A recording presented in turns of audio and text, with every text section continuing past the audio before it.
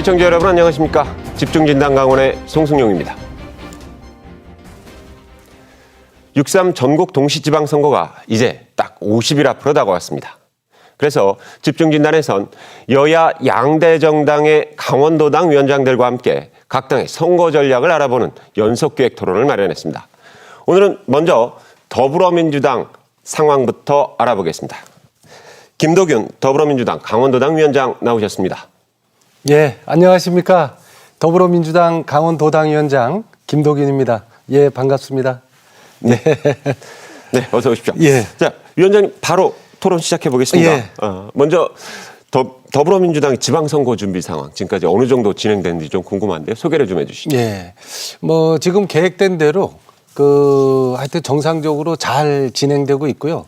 특히 우리 강원도당 입장에서는 도지사 후보가 일찌감치 단수 후보로 이렇게 정리가 되면서 사실은 도당 입장에서는 큰 부담을 좀 덜은 감이 있습니다. 그래서 도지사 후보가 확정되다 보니까 나머지 이제 공천 과정 그리고 경선, 지금 경선이 진행되고 있는데 경선들이 하여튼 정상적으로 계획된 대로 일정을 잘 진행하고 있다 이렇게 말씀드리겠습니다.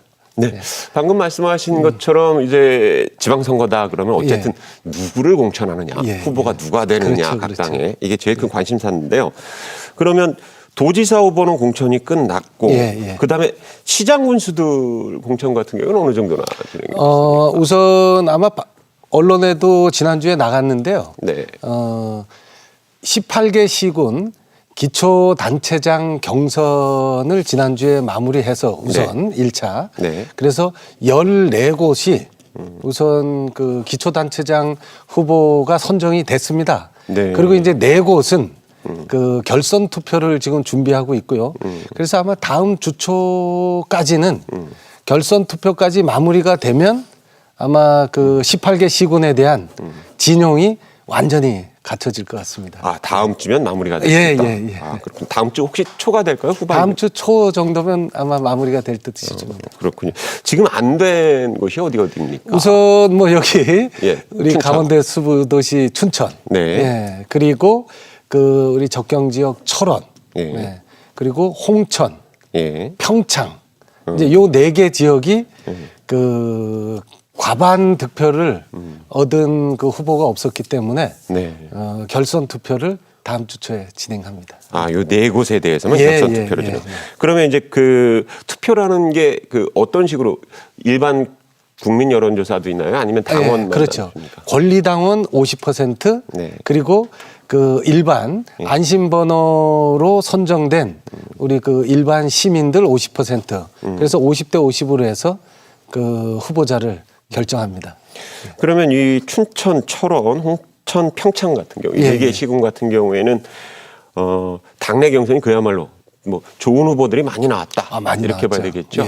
특히 우리 춘천 지역 같은 경우는 강원도 수부도시인 것처럼 사실은 훌륭한 우리 당의 인재 분들이 예선할 때는 4분이 나오셨어요. 그래서 4분이 치열하게 지난주에 이제 1차 경선을 했고 거기서 2분이 이제 결선 투표를 진행하는데 공교롭게도 현재 이제 춘천시장을 하고 계시는 육동환 시장님하고 또 전임 이재수 전 시장님 2분이 결선 투표를 준비하고 있습니다. 직전 시장님과 현직 시장님의 맞대결이 되는 거네요. 그럼 이것도 결선 투표도 마찬가지 방식으로 진행이 그럼요. 50대 50입니다. 근데 1차 4분이 나오셨을 때는 과반 득표자가 없었어요. 과반 득표자가 없었어요. 원주 같은 경우는 3분이 나왔었는데 그중에 이제 한 분이 과반 득표를 하는 바람에 별도의 결선 투표 없이 공천이 확정됐습니다. 아, 그렇군요. 그러면은 이제 결선 투표에서는 이 한 번의 투표로 더 이상 추가 그거가 없죠. 는 없이 그냥. 다음 주면 이제 전체 시장 군수들은 마무리가 됩니다. 그럼 지방의원들은 어떻게 됩니까? 도의원이나 시군 의원들. 우선 광역 도의원들은 어제 우선 1차 경선 결과를 발표했습니다. 네. 예, 그래서 10여 곳의 경선 결과가 발표됐고요. 네. 그리고 기초 시군 의원들은 지금 오늘까지 이제 여론조사가 진행되고 내일 네. 우선 1차 경선 결과가 발표됩니다. 근데 사실 아시다시피 국회 이 정개특위가 여야 간에 지금 합의를 지금 못 이루다 보니까 그 선거구를 결정해야 되는 지역들이 있습니다. 특히 춘천, 원주, 강릉의 일부 지역 같은 경우는 정개특위가 합의를 통해서 이제 선거구 획정 문제를 마무리 져줘야 되는데 이게 이제 합의가 안 이루어져서 그 지역은 조금 더 시간이 걸릴 것 같습니다. 아, 그렇군요. 예. 광역 선거구 아직 안 정해진 거죠? 예, 광역 기초. 네네. 예. 아, 연쇄적으로 그래서 예. 야, 이 지역에 출마하신 지방의원 지금 제가 알기로는 어떤 분은 빨리 그 선거구 획정해 달라고 1인 시위까지 지금 하고 있는 걸로 알고 있는데. 아, 그렇습니까? 예. 저도 지금 이제 그 중앙당에 계속 요청을 하고 있는 상황입니다. 왜냐하면 다른 지역은 이제 확정이 돼서 그 선거 체제로 이제 완전히 돌입했는데 이곳은 아직 선거구조차 이게 그 획정을 못해서 그 자꾸 그 어떻게 될지 뭐 후보들 입장에서는 많이 불안하고 사실은 걱정이 되죠. 그렇겠습니다. 그래서 내가 뛸 운동장이 어딘지 모르는 상황이니까. 지금 원주 국회의원인 송기현 의원께서 그 정개특위 또 위원장을 하고 계시기 때문에 아마 빠른 시간 내에 지금 노력을 하고 있는 걸로 알고 있습니다. 근데 아마 이 국민의힘 쪽에서 지금 계속 그 합의 이렇게 그 노력을 좀 안 하다 보니까 이게 계속 지연되는 그런 상황이 지금 발생하고 있습니다. 예. 각 당이 하여튼 워낙 민감한 문제니까 민감하죠. 네. 진짜 후보들 입장에서는 하여튼 걱정이 많습니다. 그러실 것 같습니다. 예. 아이고. 자, 하여튼 그러면 이 지방의원, 도의원하고 시군의원 경선은 일부 지역은 조금 늦어질 수도 조금 있을 늦어질 수 있습니다. 이달 말쯤이나 돼야 될까요? 하여튼 4월 내에는 다 마무리할 겁니다. 전체 다. 예. 네. 그래서 우선 내일까지 해서 1차 광역 도의원 기초 시군의원에 대한 1차 경선 발표는 내일까지 해서 할 거고요. 정개특위 합의가 이루어지면 하여튼 가장 빠른 시간 내에 하여튼 다음 주 주중에라도 빨리 경선을 진행할 예정입니다. 그럼 이제 그 지방의원 경선도 마찬가지 방식인가요? 권리당원. 이게 이제 광역 도의원이나 기초 시군의원은 그 우리 더불어민주당이 이제 당원 주권 시대를 그 열었고 또 당원들의 1인 1표 제도를 정착을 했습니다. 그리고 그게 여기에 이제 적용되는 대표적인 이제 선거 우리 당내 선거가 됐는데 그래서 광역 도의원 기초 시군의원은 100% 권리당원 투표로 100% 권리. 그러니까 시장 군수 선거랑은 조금 다르네요. 조금 틀리죠. 시장 군수 후보 공천 같은 경우에는 일반 국민도 반 절반은 의견을 수렴을 하고 하지만 지방 의원은 또 100% 권리당원 투표로 진행되고 있습니다. 당원 중심으로 가시겠다. 네. 알겠습니다. 자, 그럼 지방 의원은 그렇고요. 그다음에 이제 선거 때마다 나오는 것이 저희들 얘기가 나오는 게 청년과 여성 세대 변화라든가 또 성별 균형을 위해서 얼마나 노력하느냐 뭐 이런 얘기들 많이 나오거든요. 많이 나오죠. 그리고 뭐 여야 가릴 것 없이 각 당마다 이번에는 개혁 공천을 하겠다. 또 젊은 사람들 또 여성의 민심을 많이 반영하겠다. 이런 얘기들 하거든요. 민주당에서도 뭐 같은 약속을 하셨던 걸로 아는데 어느 정도나 달성이 되고 있습니까? 지금 중앙당 차원에서 우선 그 공천 지침에 여성 청년에 대한 그 비율 조정 또 가산점 하여튼 획기적으로 적용을 하여튼 했습니다. 분명히.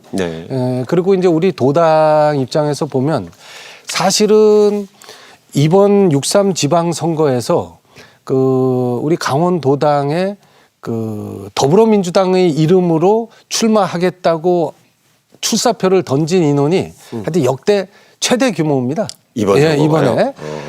그러다 보니까 당연히 여성 청년 후보들도 좀 굉장히 많습니다. 그리고 여성 청년 후보들은 중앙당 지침에 의거해서 사실은 이제 경쟁력을 가지는 게 중요하지 않습니까? 그래서 가산점을 그 어떤 고려 요소보다도 높게 여성 청년에게 가산점을 주어서 그 경쟁이 좀 될 수 있도록 하고 있고요. 그래서 뭐 공천 결과에 대해서는 아직 이제 다 나와 봐야지 알겠지만 아마 과거보다는 확실히 그 다른 그 결과를 보게 되지 않을까 싶습니다. 사실 우리 더불어민주당은 네. 과거 같은 경우에는 그 공천 조건의 필수 조건인 여성 후보를 못 찾아서 일부 지역에서는 마지막까지 정말 안절부절했던 그런 시기도 최근까지 있었거든요. 나오시겠다는 분 자체가 없어가지고.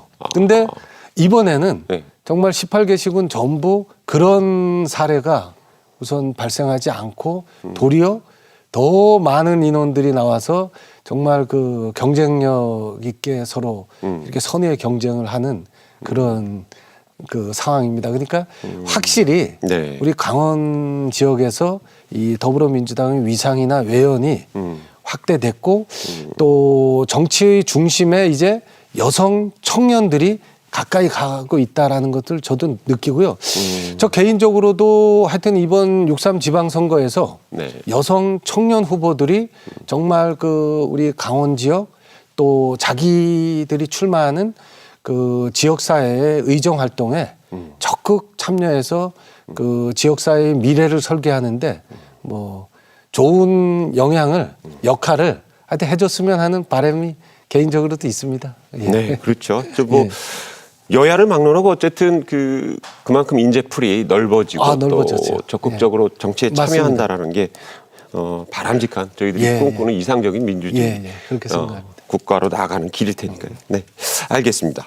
그러면 이제 공천은 이달 말쯤 된다고 하셨는데요. 이제 전부 다 마무리가 될 것이다라고 말씀을 해주셨는데 그 다음에 공천이 끝나면 이제 일정은 어떻게 되십니까?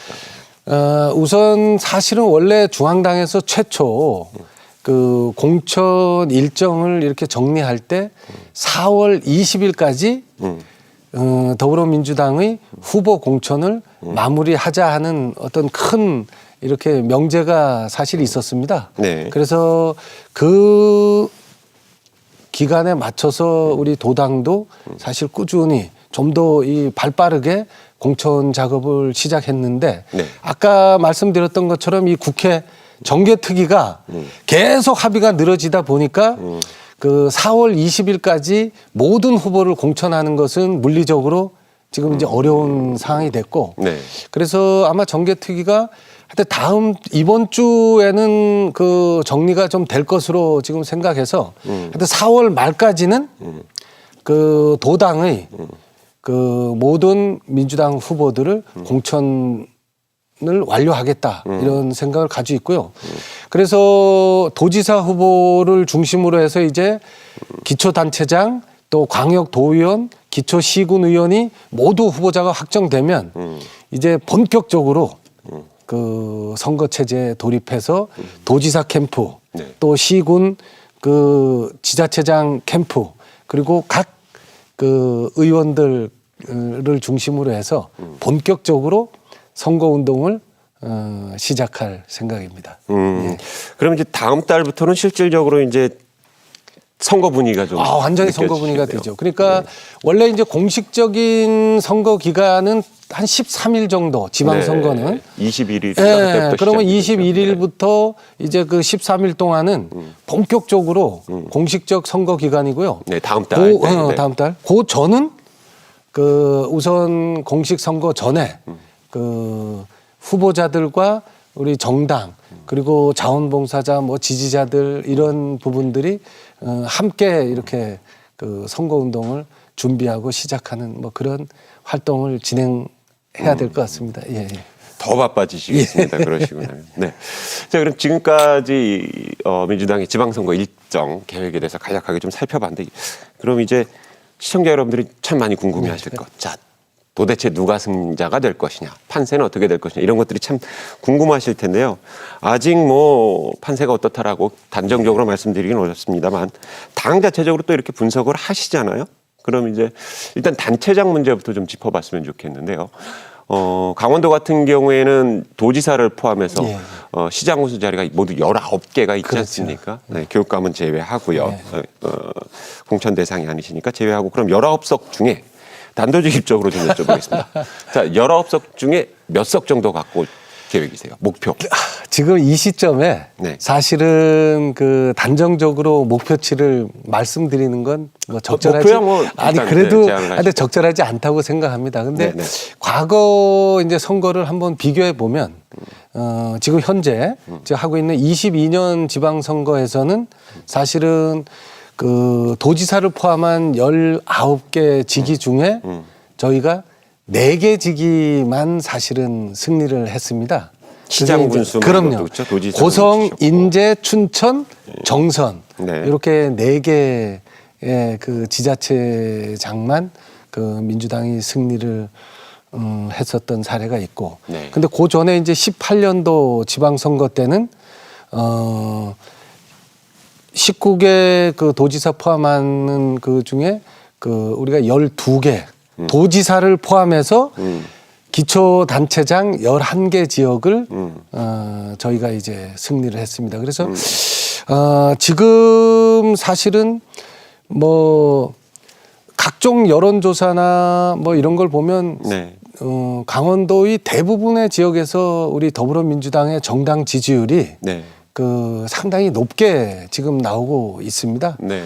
또 뭐 아시다시피 대선 이후에 이재명 대통령이 네. 워낙 지금 탁월하게 국정 운영을 하고 계셔가지고 대한민국 뭐 국민들 우리 도민들을 포함한 대한민국 국민들이 모두 이재명 대통령의 이 국정 운영 능력을 높이 평가하는 뭐 이런 점들 이렇게 고려해 보면 아마 이번 6.3 지방선거는 그 우리 더불어민주당 입장에서는 그 18년 선거 플러스 알파 정도 그 좀 할 수 있지 않을까. 근데 강원 지역이 사실 더불어민주당에게 만만한 지역은 아닙니다. 그렇기 네. 때문에 그 이제 50여일 남았는데 예. 더 겸손하고 낮은 자세로 하여튼 그 도민들의 목소리를 그 경청하는 진정성 있는 그런 마음을 계속 가질 수 있도록 하겠습니다. 예. 예, 지금 7대 지선 말씀하시는 것 같아요. 예, 그죠? 예, 예. 네, 7대 지선 당시 19개 중에서 12개. 사실상 뭐 압승이라고 봐도 될 압승했죠. 것 같고요. 네, 예. 압승. 근데 이번에는 분위기가 더 좋을 것이다. 예. 이렇게 전망을 하시는 거예요. 12개 이상은 갖고 가실 수 있다. 도지사를 포함해서 말씀하시는 거예요. 그렇죠. 예. 네, 12개 이상은 갖고 가실 수 있다. 그러면 실제로 이렇게 지금 뭐 여러 가지 민심을 수련하고 당 차원에서 그러고 계시지 않습니까? 예, 예. 바닥 민심도 그렇게 변하고 있다라고 이렇게 보세요. 어떠세요?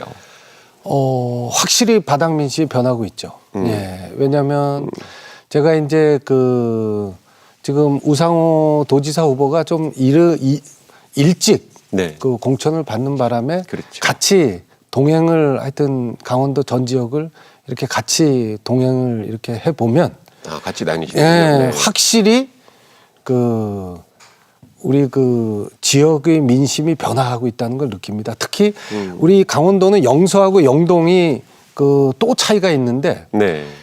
보수세가 영동이 높습니다, 항상. 근데 네. 영동 지역에서도 분명히 그 민심이 변하고 있고 또 그 변한 그 민심을 하여튼 체감이 됩니다. 아마 이제 이런 것들은 뭐 우리 강원 지역의 그 선거 결과를 그동안 이렇게 분석해 보면 집권 여당의 바람을 무시할 수가 없습니다. 예, 그러니까 이번 특히 6.3 지방선거는 더불어민주당이 정말 강력한 집권 여당으로서 또 정당의 역할을 지금 굉장히 잘 수행하고 있고 네. 또 뭐 반복해서 말씀드리지만 이재명 대통령이 워낙 국정 운영을 잘하시기 때문에 네. 하여튼 이런 그 시너지 효과가 지금 발휘되고 있다 하는 말씀을 드리고 싶습니다. 특히 네. 또 한 가지 더 뭐 말씀드리면 우리 강원도지사 후보 우상호를 이재명 대통령이 직접 강원도로 보냈다는 것 네. 이것도 사실은 우리 이번 6.3 지방선거의 어떤 판세에 우리 더불어민주당 입장에서는 긍정적으로 작용하는 그런 고려 요소다 이렇게 말씀드리고 싶습니다. 그렇죠. 말씀하신 것처럼 사실은 대통령에 대한 국정 운영 지지도가 상당히 높게 아직도 나타나고 있기 때문에 그런 영향을 받을 것이다. 그 선거별로 좀 보면요. 시장 군수 선거, 또 강원도는 또 광역 선거이기 때문에 좀 다르고요. 시장 군수 선거나 지방의원 선거들이 투표하는 양태가, 유권자들의 양태가 조금씩 달라 보이기도 하는데요. 특히나 지방의원 선거 같은 경우는 대부분 정당 지지도랑 연동되는 현상도 좀 나타나기도 하고요. 그러면 지금 말씀하신 것처럼 이번 선거에서는 집권 여당에 대한 지지도, 여당에 대한 지지도, 또 정부에 대한 지지도가 그대로 반영될 것이다, 이렇게 보시는 건가요? 저는 일정 부분 강원 지역에서도 그게 영향을 크게 줄 것이다 이렇게 생각을 합니다. 왜냐하면 우리 강원 지역이 사실은 중앙 정부와 긴밀히 협력해서 어떤 지원, 그리고 어떤 예산부터 시작해서 지원을 받지 않으면 안 되는 사업들이 상당수를 차지하기 때문에 집권 여당과 중앙 정부의 어떤 지원, 또 그것을 소통해서 얻어낼 수 있는 그런 사실은 역할이 우리 지역에서는 굉장히 중요합니다. 그러다 보니까 그동안의 선거 결과를 보면 집권 여당이었을 때 중앙 정부와 소통 협력이 좀 더 커질 수 있도록 하는 그런 정당에, 또 그런 후보에게 이렇게 우리 도민들께서 지지를 해줬다, 뭐 이런 생각이 듭니다. 그래서 이번에도 집권 여당이면서 또 하물며 대통령의 국정 운영 능력, 그리고 또 대통령이 가장 신뢰하는 핵심 인재를 강원도의 어떤 새로운 변화를 만들도록 내려보낸 것, 뭐 이런 요소들이 이번 6.3 지방선거에 더불어민주당이 일정 부분 긍정적으로 도민들에게 지지를 이렇게 받을 수 있는 요소가 아닌가 이렇게 생각합니다. 네, 하여튼 굉장히 분위기는 좋다, 이런 평가를 하시는데요. 그러면 조금 전에 잠깐 언급을 해주셨습니다만 강원도 같은 경우, 특히 동해안 같은 경우는 좀 보수세가 강하다, 이런 평가들을 많이 받거든요. 많이 받죠. 그것도 좀 달라졌다라고 보세요? 어떻게 보세요? 사실은 강원 지역의 보수세는 데이터로 증명이 됩니다. 예를 들면 가장 최근 선거였던 건 작년 대선이지 않습니까? 작년 대선이 왜 치러졌느냐? 정말 윤석열의 12.3 불법 계엄으로 인해서, 이 12.3 내란으로 인해서 선거가 치러졌단 말이죠. 이것은 대한민국 헌법을 유린하고 정말 국민들을 배신하는 그런 초유의 사건이 발생하고 나서 치른 선거였는데, 사실은 지난 대선 때도 춘천 원주를 제외하고 나머지 16개 시군에서 우리가 졌습니다. 이 데이터만 보더라도 강원 지역이 사실은 우리 민주당에게 쉬운 지역은 아니다. 그리고 강원 지역은 보수세가 강한 지역이다 하는 것을 이렇게 증명하는 데이터죠. 근데 그게 사실은 대통령이 취임하고 나서 저는 많이 바뀌었다고 생각합니다. 과거에는 대선 때만 해도 저도 이 각 지역을 다니다 보면 정말 이재명이란 이름만 나와도 막 그냥 이렇게 직접적으로 비난하고 가짜 뉴스를 서슴없이 얘기하고 이런 분들이 굉장히 많았거든요. 근데 최근에 이렇게 다녀보면 이재명 대통령 일 잘한다. 이 얘기는 공통 분모입니다. 긍정적인 긍정적인 발언이 이런 걸 보면 아마 민심의 변화가 하여튼 일 잘하는 대통령부터 시작해서 또 대통령이 보낸 남자 우상호로 이렇게 연결돼서 강원도에 새로운 바람을, 또 발전적 기대를 좀 봐도 되는 거 아니야 하는 이렇게 민심 변화가 뭐 있지 않을까 생각합니다. 그래서 그 각종 여론조사에서 그 정말 어떻게 보면 과거에는 상상할 수 없는 네. 그런 정당 지지율이 그 나타나거든요. 예를 들면 아까 이제 동해안 얘기했는데 강릉 같은 경우 정말 이 정당 지지율이 이렇게 그 크게 민주당이 앞선 사례가 아마 네. 과거에는 찾아볼 수 없었을 겁니다. 근데 정말 그 지난 겨울 이후 꾸준히 정당 지지율이 굉장히 높게 나타나고 있습니다. 여당에 대한 지지율이 여당에 높다 대한 이런 지지율이. 말씀이신 예, 예. 거죠. 예. 그렇군요. 그런데 하여튼 보수세가 강하긴 하지만 예. 굉장히 많이 변화하고 있다. 아유, 체감을 하신다 뭐 이런 말씀이시네요. 자, 그러면 위원장님 그 다시 공천 문제로 잠깐만 다시 돌아가 보면 19개 선거 중에 예, 예. 12개 이상은 승리할 수 있을 것이다. 단체장만. 네.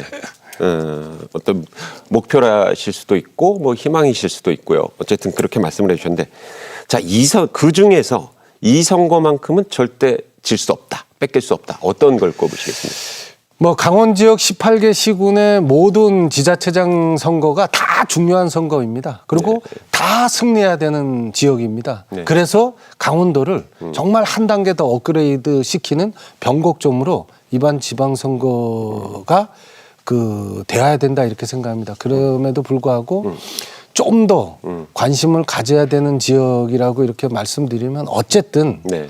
그 강원 지역을 대표하는 도시들이 있습니다. 네. 우리 강원 지역을 만약에 권역으로 나누면 크게 춘천권, 네. 즉 춘천, 철원, 화천, 양구 이해서 네. 홍천까지 해서 춘천권, 그리고 원주권, 우리 강원 남부 네. 횡성을 비롯해가지고 원주, 횡성, 평창, 영월, 평창. 네. 그 강원 남부권, 그리고 강릉을 중심으로 한 영동, 강릉권 이렇게 나눌 수 있습니다. 그래서 그 권역의 대표가 되는 춘천, 원주, 강릉 지역은 반드시 이번에 승리해야 되고 뭐 승리할 걸로 저는 뭐 확신합니다. 그래서 그 지역들이 만약에 승리하면 그 나머지 권역 내에 있는 다른 지자체도 승리하게 되지 않을까 이렇게 생각을 합니다. 근데 이게 간단하진 않습니다. 아까도 그 강원 지역이 보수세가 강한 지역이라고 이렇게 그 우리가 평가하고 있는데 네. 사실은 지난번 22년 지방선거 때는 이 3개 지역 중에 춘천만 민주당이 승리했습니다. 네, 그렇죠. 그러니까 원주, 강릉 다 뺏겼죠. 네, 네. 그리고 지난 대선 때는 춘천, 원주만 승리하고 다 또 졌습니다. 네. 그래서 이번에는 네.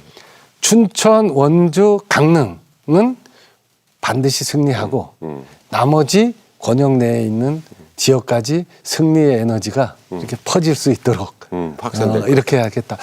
특히 그 동해안 지역이 아마 이번 지방선거에 이제 저는 분수령이 될 것이다 이렇게 생각을 합니다. 네. 왜냐하면 동해안 지역의 보수세는 또 영서 지역보다 더 높습니다. 예. 조금 더 강한 그리고 지역이 있다. 또 네. 지금까지 민주당 후보들이 그 뭐 한 번씩 이렇게 그 한 곳도 있긴 하지만 고성 지역을 제외하고는 사실은 민주당 후보들이 지자체장을 하는 것이 굉장히 어렵고 또 지금까지 한 번도 하지 못한 지역들도 또 있고 네. 이제 이런데 근데 이번에는 아마 속초, 강릉을 제외하고도 속초, 동해, 삼척을 포함한 그 동해안 지역도 분명히 이 과거와는 다른 그런 결과가 나타날 것이다. 뭐 이런 생각을 해봅니다. 예. 동해안에서도 큰 분위기 변화가 있을 좋습니다. 것이다. 예. 네.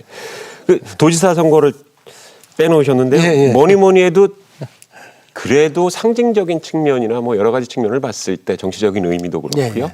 도지사 선거가 그래도 놓칠 수 없는 선거 아유, 아니겠습니까? 그럼요. 그렇죠. 네. 도지사 선거는 네. 이것은 정말 놓칠 수 없는 그리고 우리 강원특별자치도의 새로운 도약 네. 정말 그 한 단계 더 업그레이드 된 그런 어떤 도민들의 삶의 질을 향상시키는 데 있어서 가장 중요한 역할을 해야 될 자리가 저는 도지사라고 생각합니다. 네. 예, 그리고 다행히 우리 강원 지역을 변화시키고 혁신할 수 있는 그런 인물이 사실은 민주당의 도지사 후보로 지금 그 공천이 돼서 지역 민심을 듣고 있다는 데 대해서 굉장히 그 고무적으로 생각하고요. 네.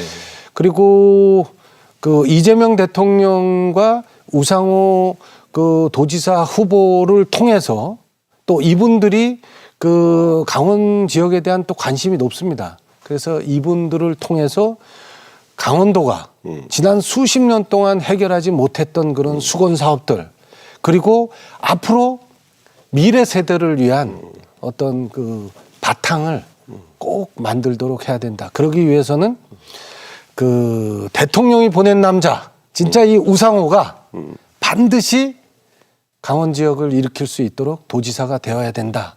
뭐 이런 말씀을 좀 드리고 싶습니다. 당 전체 분위기뿐만 아니라 예, 예. 도지사 선거도 분위기가 꽤 괜찮다 이렇게 평가를 하시는 거죠? 그럼요. 네. 뭐 아시다시피 지금까지 나온 네. 그 도지사 후보 지지율을 보면 네. 그 대부분 다 두 자리 숫자로 큰 격차로 지금 그 우상호 후보가 앞서고 있는 것은 뭐 사실입니다. 네. 분위기가 괜찮다 이런데 자 그럼에도 불구하고 앞으로 이제 선거운동 기간이 그래도 한 50일이 남았기 예, 때문에 여러 가지 변수들을 점검을 하셔야 될 겁니다. 예. 예. 그런데 그때 자 그럼 이번 도지사 선거로만 국한을 시켜놓고 보면요, 도지사 선거에서 판세를 가를 변수들, 정책들이 몇 가지 있을 텐데요. 예. 분석하시는 것들이 어떤 것들이 있을까요? 예.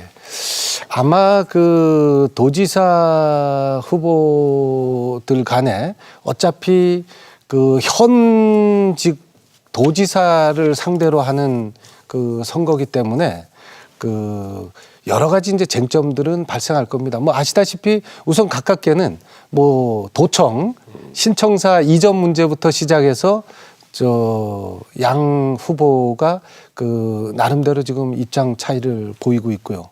그리고 강특법 3차 개정안이 그 통과가 됐지만 또 4차 개정안을 어떻게 준비할 것인가 하는 뭐 그런 문제들부터 여러 가지 쟁점들이 아마 있습니다. 근데 제가 볼 때는 이 우상호 후보하고 뭐 과거부터 인연이 있었지만 이 지난 대선 때 유세 때 같이 동행하면서 느낀 점, 그리고 이번에 그 도지사 후보로 확정된 후에 그 이렇게 강원 지역을 돌면서 그 느낀 점들을 고려하면 굉장히 빠릅니다. 그리고 저 한마디로 대단하다 이런 느낌. 왜 사람들이 우상호 하는구나 하는 것을 제가 그 느끼겠더라고요. 네. 그다음에 우리 강원 지역은 어쨌든 중앙정부 그리고 집권 여당의 프리미엄을 가지지 않으면 강원 지역이 안고 있는 이 숙제들을 해결할 수 없습니다. 네. 근데 이 우상호 후보가 사실은 그 역할의 가장 적임자입니다. 즉 대통령을 포함한 중앙정부의 그 내각 강요들과의 정말 그 스스럼 없이 하는 그 대화들을 수차례 제가 이제 목격을 했는데요. 정말 거리낌 없이 친밀도 있게 네. 그 강원 지역의 현안들을 이렇게 정확하고 균형되게 또 그 의견을 내시더라고요.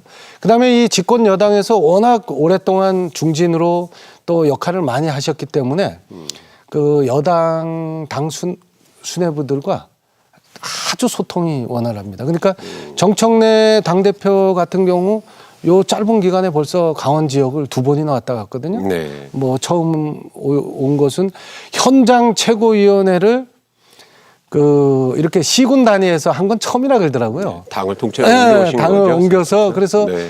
그 철원 지역에서 최고위원 회의를 하고 또 한 10여일 지나서 이번에는 1박 2일로 아예 민심 탐방을 그 동해안하고 접경 지역 일대를 이렇게 해주는 그런 모습들을 보니까 이 우상호 후보가 앞으로 강원 지역을 위해서 중앙과 소통하면서 이 많은 쟁점들을 해결할 수 있는 사람이구나 하는 생각을 했습니다. 예. 그렇죠. 네. 어쨌든 뭐 정부의 지원도 있고 정부 여당과 직접 소통할 수 있는 가교 역할을 할 수도 있을 것이다. 뭐 아마 이런 강점이다. 지금까지 우리 그 강원 도지사 후보들 중에 네.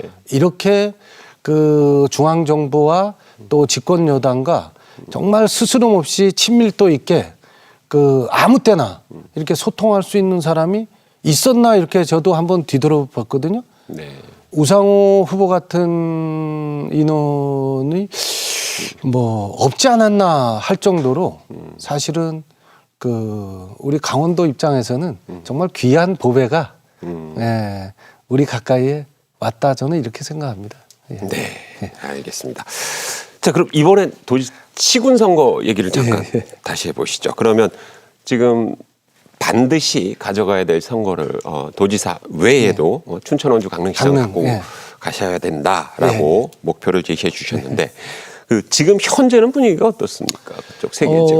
뭐 지금 분위기도 사실은 그 저는 나쁘지 않다고 생각합니다. 왜냐하면 정당 지지율 굉장히 높고 그리고 그 후보자들 간에 이제 뭐 향후에 여론조사들을 직접적으로 이제 대비해 보면 알겠지만 뭐 지금 민심 분위기는 어느 지역이든지 굉장히 좋습니다. 그래서 아마 시군 기초단체장 선거도 사실 이 분위기를 잘 유지한다면 아마 그 우리 더불어민주당 입장에서는 좋은 결과를 얻을 것이다. 근데 여기서 중요한 것은 절대 방심하면 안 된다. 정말 강원 지역의 그동안의 선거 결과를 항상 되새기면서 방심하면 안 되고 더 낮은 자세, 더 겸손한 자세, 그리고 도민들, 지역 주민들이 그 말씀 주시는 사항들을 정말 낮은 자세로 경청하는 그런 진정성 있는 그 모습을 남은 50일 동안 하여튼 꾸준히 보여서 그 신뢰감으로 그 승리를 해야 된다 하는 말씀을 꼭 드리고 싶습니다. 예. 그러면 춘천, 원주, 강릉 같은 경우에 사실은 지역적인 정서가 조금씩 다르지 않습니까? 예, 다르죠. 같은 강원도의 안에 있는 도시들이지만 그럼 지역별로 좀 구분을 해서 본다면 판세를 가를 만한 어떤 변수라면 어떤 걸 꼽을 수 있을까요? 어차피 춘천, 원주 지역에 아마 그 지역 주민들이 가장 그 시민들께서 관심 있게 보는 것은 수도권과 그 교통망 연결되는 수도권과 연결되는 아마 교통망에 대한 그 기대와 관심들이 많은 걸로 제가 알고 있습니다. 그래서 춘천 같은 경우는 이 GTX B노선 춘천 연장, 그다음에 원주 같은 경우는 그 광역철도 수도권 광역철도 그 연장 추진하는 뭐 이런 부분들이 사실은 좀 관심 있는 부분들이고 또 그 외에도 그 AI나 뭐 바이오나 의료 같은 이런 미래 첨단 사업들을 어떻게 유치하고 또 어떻게 그 기반을 구축할 것인가 하는 이런 문제가 될 겁니다. 강릉 같은 경우는 뭐 지난 여름에 워낙 가뭄 사태로 시민들이 그 고생을 많이 하셨기 때문에 특히 동해안 지역의 어떤 재해재난과 관련된 그 후속 조치들 이런 부분들이 아마 강릉 지역의 큰 관심이지 않을까 이렇게 생각합니다. 아마 강릉 지역의 민심 변화는 지난 여름 그 가뭄 사태로를 시민들이 접하면서 그 국민의힘 그 강릉 그 시장 그리고 또 국민의힘의 그 지역 정치인들에 대한 아마 실망과 정말 분노를 아마 분명히 그 느꼈기 때문에 그 이 실망이 컸고요. 그 다음에 가뭄 사태를 해결하기 위해서 이재명 대통령이 직접 강릉 현장에 가서 여러분들이 필요한 게 뭐냐고 이렇게 묻고 또 민주당 지도부가 거의 뭐 모든 인원이 다 강릉 지역에 가서 그 시민들의 의견을 듣고 그 의견을 기초로 해서 사실은 그 예산 책정을 굉장히 많이 했지 않습니까? 뭐 이런 부분들이 강릉 시민들의 민심을 좀 움직이게 하지 않았나. 왜냐하면 너무 오랫동안 그 지역이 사실은 그 이렇게 어떻게 보면 고여 있었다 이렇게 말씀을 드릴 수가 있습니다. 예. 지금 뭐 지역 주민들의 여러 가지 민심 예. 변화라든가 예. 여론을 좀 말씀을 좀 해주셨는데요. 마침 이제 그 말씀을 해주셨으니까 공약 얘기를 좀 해봤으면 예. 좋겠습니다. 이러저러한 여러 가지 지역별로 민심들이 있고 건의사항이 있고 그럴 텐데 그러면 그런 것들을 여론을 여러 가지 수렴하셨을 예. 때 민주당이 제시하는 공약, 대표적인 공약들 어떤 게 있을까요? 우선 우리 강원특별자치도를 위한 또 우리 강원 지역의 맞춤형 공약으로 중앙당과 지금 협의를 해서 지금 이제 마무리 단계인데요. 7개 공약 카테고리를 우선 정했습니다. 그래서 우리 더불어민주당이 강원특별자치도의 핵심적으로 얘기할 수 있는 공약들을 좀 7개 카테고리로 정해서 그 공약을 이제 마무리하고 그 공약의 내용들은 그 우리 도지사 후보 등을 통해서 아마 이제 또 발표도 되고 네. 또 도민들에게 이렇게 알려질 겁니다. 뭐 예를 들면 이런 거죠. 아까 이제 교통망 얘기를 계속 교통망, 했는데 예. 사통팔탈 교통망. 사실은 다른 지역보다 우리 강원 지역의 교통망이 굉장히 열악하지 않습니까? 그렇죠. 예.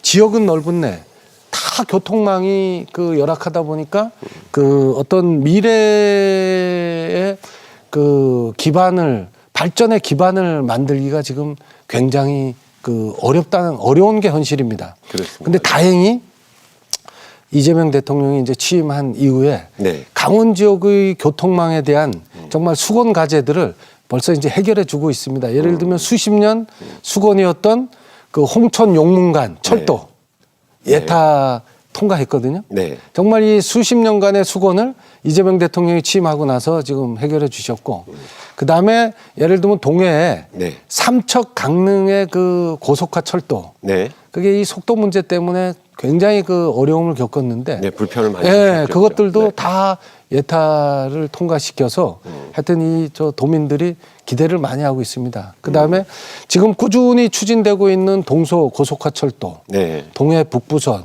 예. 뭐 이런 또 영월 삼척 뭐 내륙화 도로부터 해가지고 이런 그 사통팔달 강원 지역의 교통망을 하여튼 만들도록 그 더불어민주당이 앞장서겠다 하는 요게 이제 중요한 공약 중에 하나고요. 네. 그다음에 우리 강원 지역은 어차피 접경 지역이 또 상당히 중요하고 네. 또 이 지역을 어떻게 할 것인가가 우리의 또 큰 과제지 않습니까? 네. 그래서 휴전선을 따라서 길게 네. 늘어서 있으니까요. 이 네. 접경 지역 평화 허브 조성하는 뭐 그런 그 평화 허브요. 평화 네, 허브. 네, 네. 예, 예. 그런 공약.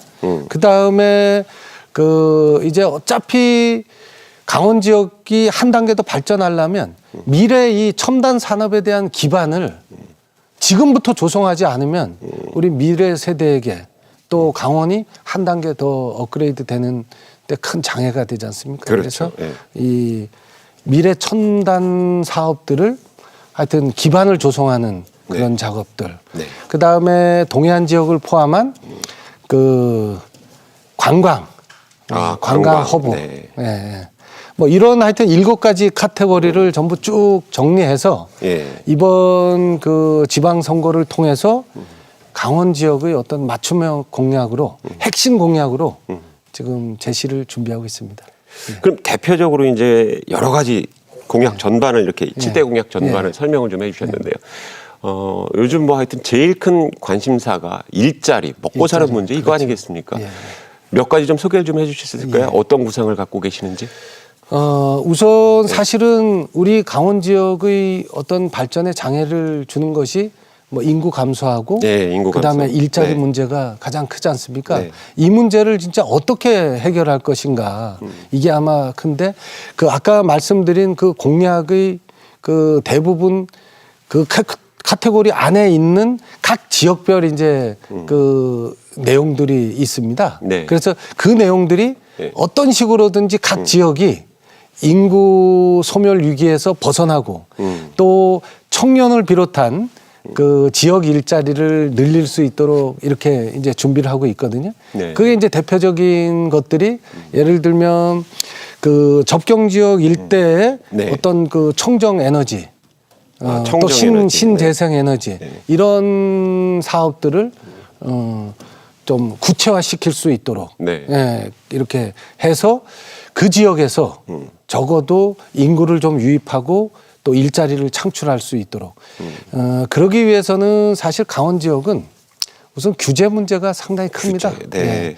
특히 이 군사적 규제를 포함한 이 각종 규제들이 우리 발목을 지금 잡고 있는 게 현실인데 네. 이 규제들이 하여튼 과감하게 해소될 수 있도록 하여튼 해야 되고 또 이번에 그 작업들을 지금 하고 있습니다.